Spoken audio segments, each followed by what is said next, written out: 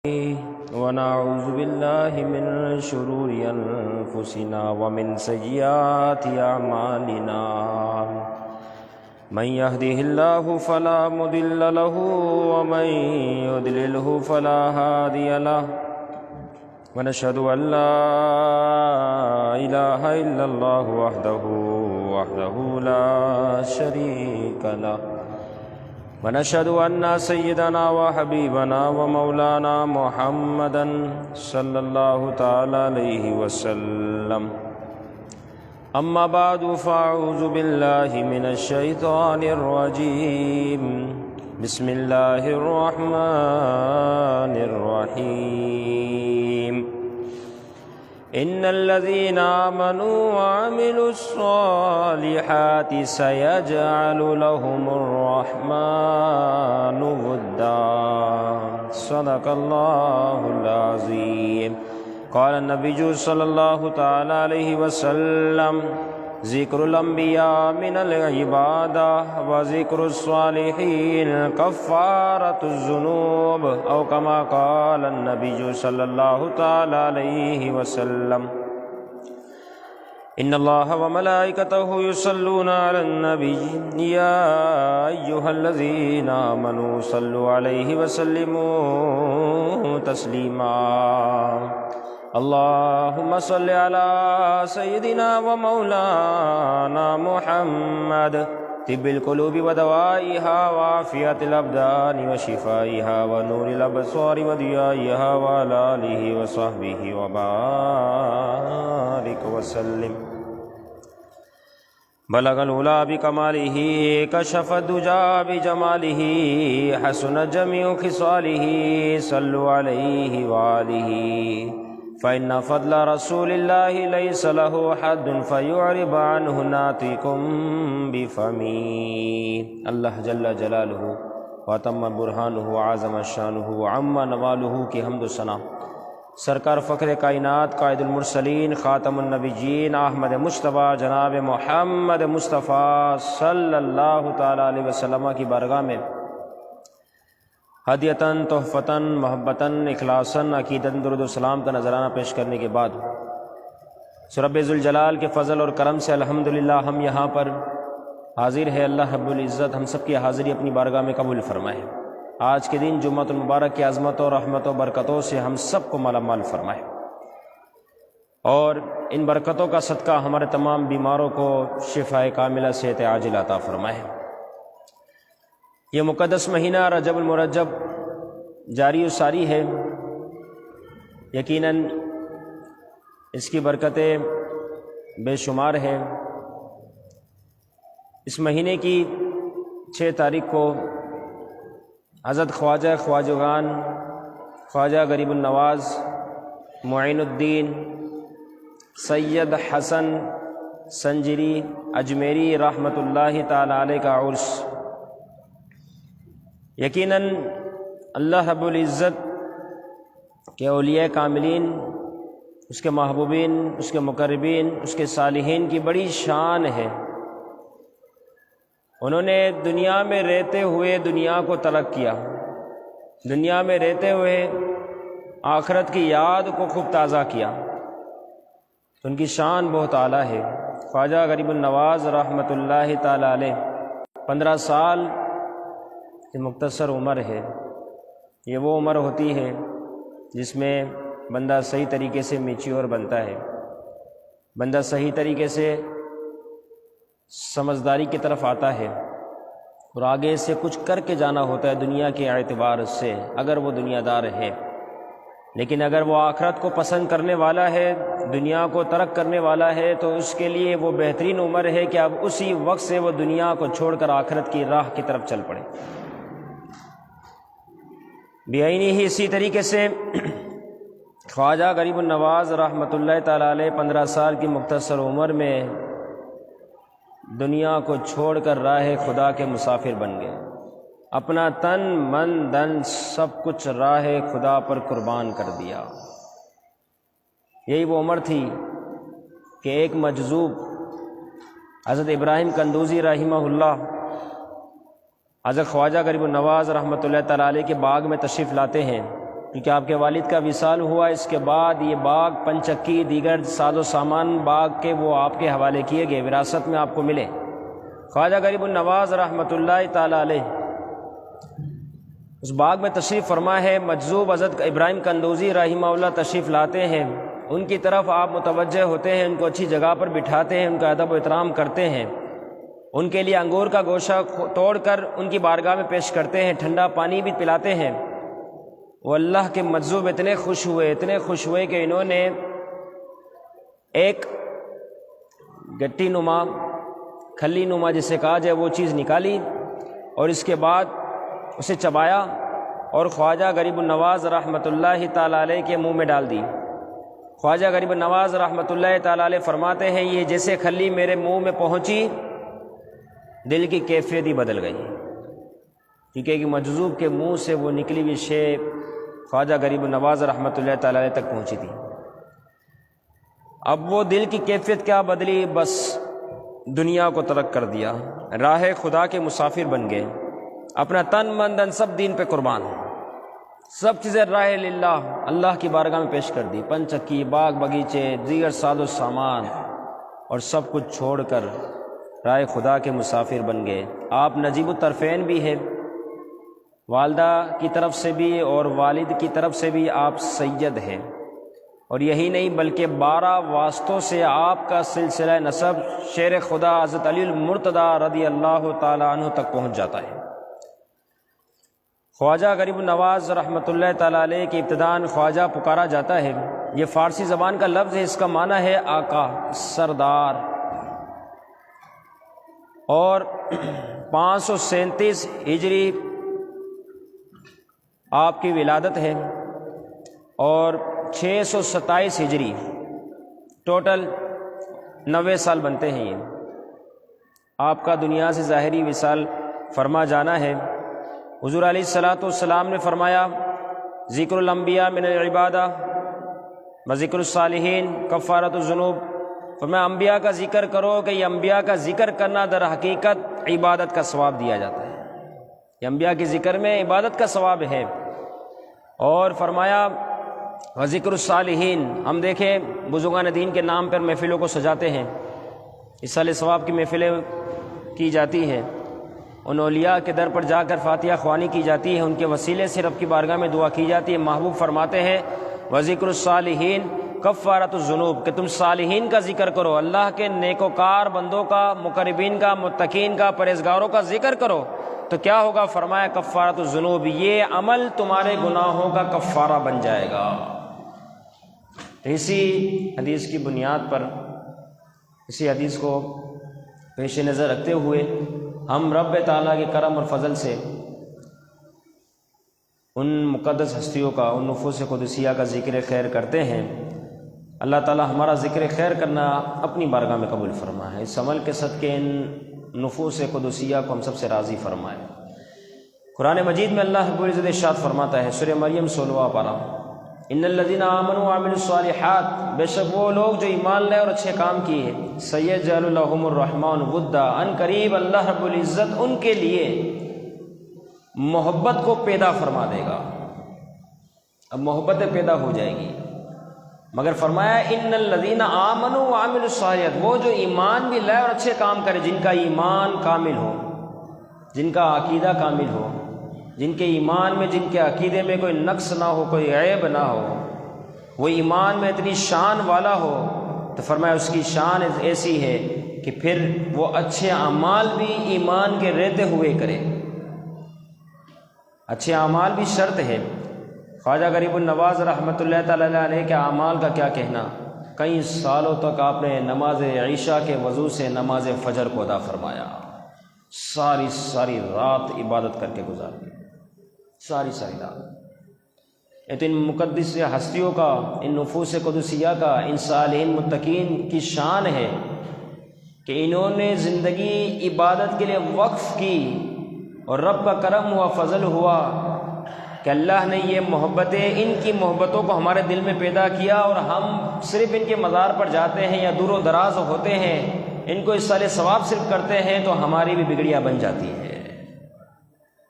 کیونکہ یہ وہ لوگ تھے ان الذین آمنوا وعملوا الصالحات، اچھے کام کیے،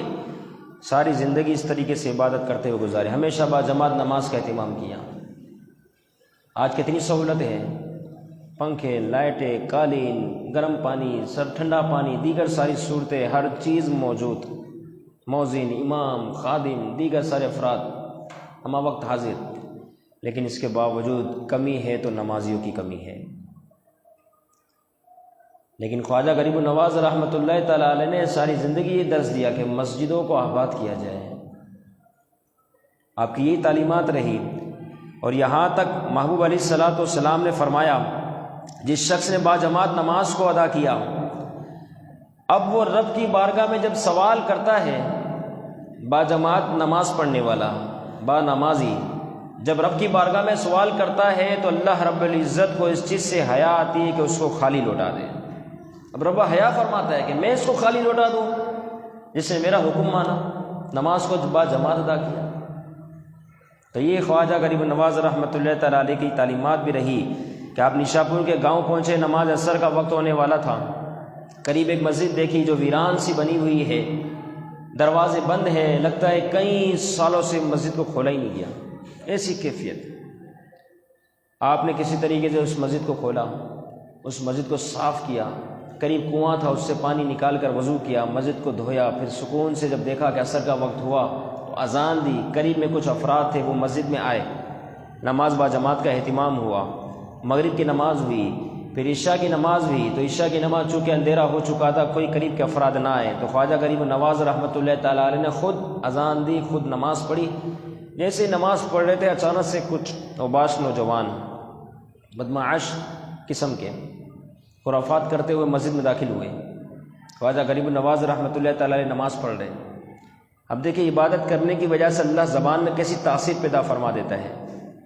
آپ نے سلام پھیرا، پیچھے دیکھا کچھ عجیب قسم کے لوگ ہیں، اور اس وقت قتل و غارت گری بڑی عام تھی اس زمانے میں، خاص طور پر اس جگہ پر دو قبیلے آپس میں بڑے لڑائی پر عروج پر تھے، تو وہ اس قسم کی صورت میں یہاں پہنچے۔ خواجہ غریب النواز رحمۃ اللہ تعالیٰ اکیلے تنے تنا، اطراف میں سارا بیابان، سارا جنگل، سناٹا، ویران۔ آپ نے ان کی طرف دیکھا اور فرمایا جب اللہ نے تجھے توفیق دے ہی دی ہے کہ تم مسجد تک آ گیا ہے تو پھر سجدہ کیوں نہیں کرتا، نماز کیوں نہیں پڑھتا، اب نماز ہی پڑھ لے۔ بس آپ کے جلال پن میں الفاظ ان کے کانوں تک پہنچے،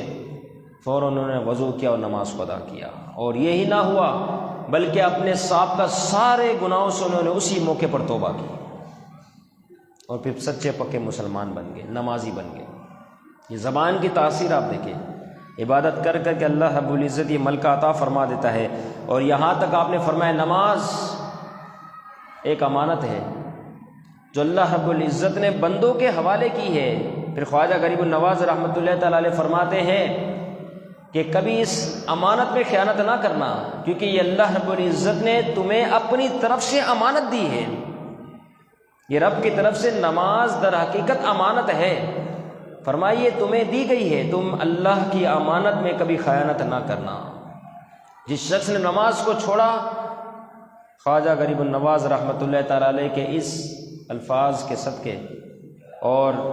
ان الفاظ کی روشنی میں اگر ہم دیکھیں تو نتیجہ یہ ہوگا کہ اگر حقیقت اس نے اللہ کی امانت میں خیانت کر دی، وہ تو اللہ کی امانت کو ضائع کرنے والا بن گیا۔ تو فرمایا کبھی نماز نہ چھوڑنا، کیونکہ یہ اللہ رب العزت کی طرف سے امانت ہے۔ اسی طرح خواجہ غریب النواز رحمۃ اللہ تعالیٰ علیہ نے کتنی عبادتیں کی، ان الذین آمنوا وعملوا الصالحات کی، ایمان لانے کے بعد اچھے کام کیے جائے۔ فرمایا آپ کی سیرت میں آتا ہے کہ ہر روز دن اور رات میں آپ ایک ایک قرآن مجید پورا مکمل کر لیا کرتے تھے، اور جب ختم قرآن ہوتا تو ایک عاطف غیبی سے آواز آتی، اے معین الدین حسن سید حسن، ہم نے تیرا پڑھنا اپنی بارگاہ میں قبول کر لیا۔ ہر ختم قرآن پہ یہ آواز آتی، آپ کا ذوق و شوق اور بڑھتا اور عبادت کرتے۔ ہر روز اس طریقے سے آپ کا معمول تھا کہ دن میں قرآن مجید، رات میں کتنی محبت ہوگی قرآن مجید سے، کتنی محبت۔ جس طرح آج کے نوجوانوں کو، آج کے بچوں کو موبائل سے محبت ہے، الیاذ باللہ، لے کے بیٹھتے ہیں، 2-2 3-3 گھنٹے گزر جاتے ہیں۔ وہ ایسی ہستیاں تھی جنہیں کتاب اللہ قرآن مجید سے اتنی محبت تھی، اور آپ فرماتے جو قرآن مجید کو صرف دیکھتا بھی اللہ اس کی آنکھوں کے نور میں اضافہ فرما دیتا ہے۔ یہ کتاب اللہ کی شان ہے آج مسلمان کا بچہ اس سے غافل ہے، اسکول، ٹیوشن، دیگر سارے معاملات کو تو والدین بخوبی صحیح طریقے سے انجام دیتے ہیں، مدرسے میں جاتا ہے نہیں جاتا کوئی پرواہ نہیں۔ حالانکہ اصل تعلیم تو یہ ہے کہ بندہ غور و فکر کرے، یہی وہ تعلیم ہے تمہیں نجات کی راہ دکھاتی ہے، یہی وہ تعلیم ہے جس سے رب راضی ہوتا ہے،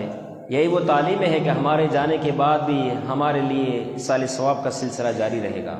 ہم نے اس تعلیم کو ہی بھلا دیا الیاذ باللہ، یا پھر بالکل اس کو آخری درجے پر رکھ دیا۔ اس کی کیا شان ہے، ایک شخص بزرگ پہلی صف میں موجود، ان کے پاس ایک نابینا شخص آتا ہے۔ اب کتاب اللہ کی شان کتنی اعلیٰ ہے، نابینا آتا ہے تو اس کے بعد آپ چونکہ اس شخص کی طرف متوجہ ہوتے ہیں، وہ کہتا ہے حضور میرے لیے دعا کیجئے، بڑے علاج کروائے، بہت علاج کروائے، لیکن افاقہ نہ ہوا،